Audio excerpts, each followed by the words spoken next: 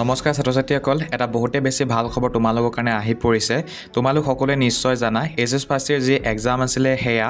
hold কৰি দিয়া হৈছিল অৰ্থাৎ তোমালোকৰ যি এক্সাম আছিল কিছুদিনৰ কাৰণে বাতিল কৰি দিছিলে আৰু বৰ্তমান সময়লৈকে কোনো ধৰণৰ তাৰিখ অহা নাছিল যে তোমালোকৰ যি কেইটা এক্সাম বাতিল হৈছিল হেগিটা কেতিয়াকৈ অনুষ্ঠিত কৰা হ'ব আৰু 4 এপ্ৰিল তাৰিখে এখন নোটিছ আহিছে অসম উচ্চতৰ মাধ্যমিক শিক্ষা সংসদৰ ফালৰ পৰা আৰু সেই নোটিছত লিখা হৈছে যে 2025 চনৰ এছএছ প্ৰথম বৰ্ষৰ পৰীক্ষা যি আছে হেয়া পঞ্চায়ত নিৰ্বাচনৰ কাৰণে বাতিল কৰা হৈছে আৰু মাৰ্চ 2025 বৰ্ষত যিসকল ছাত্ৰ ছাত্ৰী এছএছ পৰীক্ষা দিছিল অৰ্থাৎ এছএছ ফাৰ্ষ্ট ইয়াৰ এক্সাম দিছিলে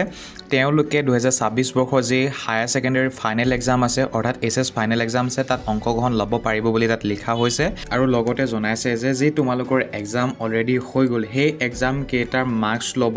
লগতে যি এক্সাম কেইটা বাকি থাকিলেগৈ বা যি বাতিল হৈছিল এক্সাম সেইকেইটা যদি ইউনিট টেষ্ট তোমালোকৰ অনুষ্ঠিত কৰা হৈছিল তেনেহ'লে সেইকেইটা সাবজেক্টৰ মাৰ্কছ লৈ পিনি তোমালোকৰ ৰিজাল্টটো দিব আৰু ৰিজাল্টটো ৱেবছাইটতে মুকলি কৰিব বুলি ইয়াত নটিছটোত জনাইছে আৰু মাৰ্কছসমূহ তোমালোকে ৱেবছাইটৰ জৰিয়তে ডাউনলোড কৰি ল'ব পাৰিবা আৰু ইয়াত জনাইছে যে যদি তোমালোকে যিসমূহ এক্সাম বাতিল কৰা হৈছিল সেই এক্সাম বাতিল হোৱা প্ৰশ্ন কাকতসমূহ যদি তোমালোকে ঘৰতে এনে প্ৰেক্টিছ কৰি চাব যদি বিচাৰা তেনেহ'লে কলেজৰ সৈতে যোগাযোগ কৰিবৰ কাৰণে কৈছে ইয়াত আৰু সেই কলেজৰ যোগাযোগ কৰি পিনি প্ৰশ্ন কাকতসমূহ তোমালোকে